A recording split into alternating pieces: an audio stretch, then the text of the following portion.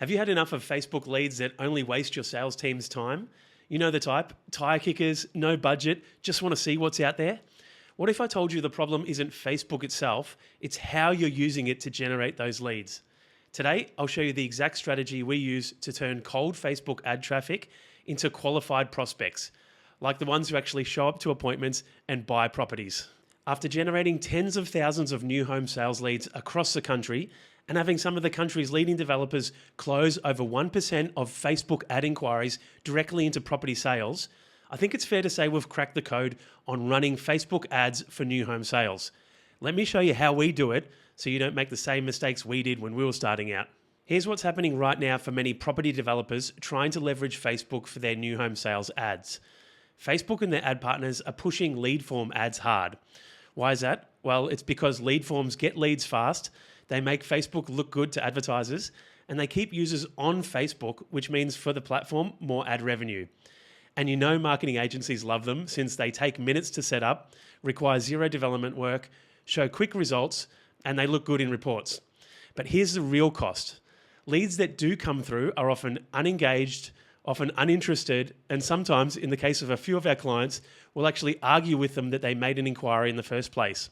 What we need to do instead is think of our lead generation kind of like dating.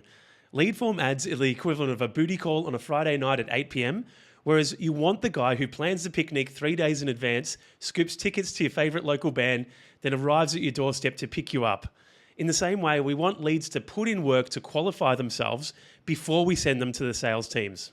Instead of optimizing for quantity, we optimize for intent.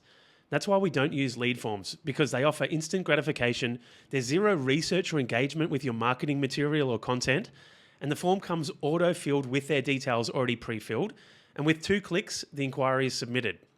So what we do instead is use a project conversion funnel.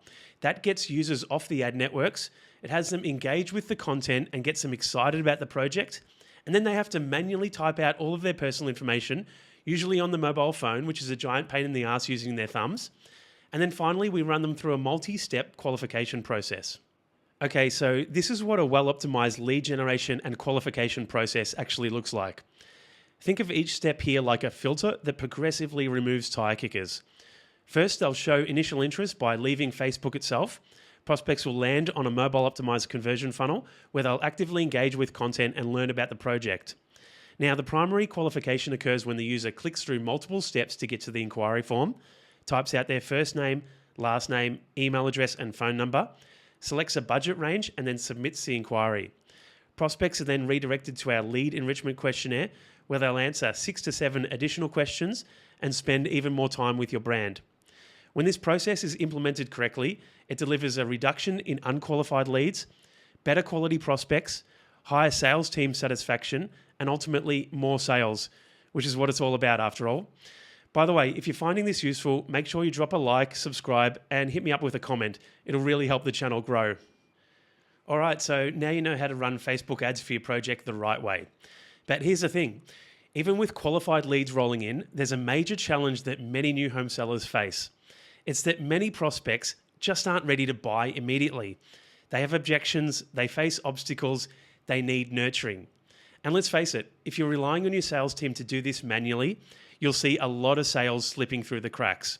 That's why in my next video, we'll dive into everything you need to know about lead nurturing.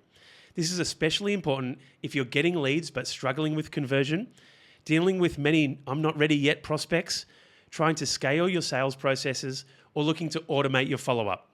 See you in the next video where we talk all about lead nurture. Link will be in the description. Thanks for watching.